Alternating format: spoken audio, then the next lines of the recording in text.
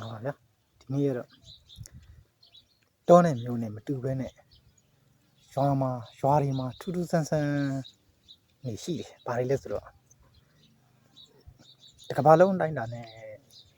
ဝိတ်ချအစီချအသေးအတန်ချငွေကြီးအကုန်ကြခံပြီးတော့အပင်ပန်းတွေခံပြီးတော့အသေးအတန်ဝိတ်ချနေကြတဲ့အချိန်မှာသူတို့ရွာမှာသူတို့ပတ်ဝန်းကျင်မှာဝါအမတထေးပုံပေါက်တယ်ထင်လို့လားမသိဘူးအဲ့တချို့ဘဝင်ယူတွေပေါ့ဗျာအဲ့လိုလူတွေကဝါအမသူကတထေးနဲ့တူတယ်ထင်လို့ထင်တာပဲကျုပ်ထင်ပြောရရင်အဲ့ဒါဘယ်လိုလုပ်ဆိုတော့ကြတော့တကယ်တမ်းကျတော့သူကအတွေးခေါ်နေတာအယူဆမကောင်းတာဘုံနောက်နေတာဘုံနောက်ပြီးတကယ်တမ်းကျတော့ဝါကတော့ဘာဖြစ်လဲဗျဝါကတော့နွားလီးတွေဗျရှင်မြင်နွားလီးတွေဗျသိရင်အခေါင်းလီးတွေဗျဟုတ်ကဲ့လူကြီးမင်းတို့ပတ်ဝန်းကျင်မှာရော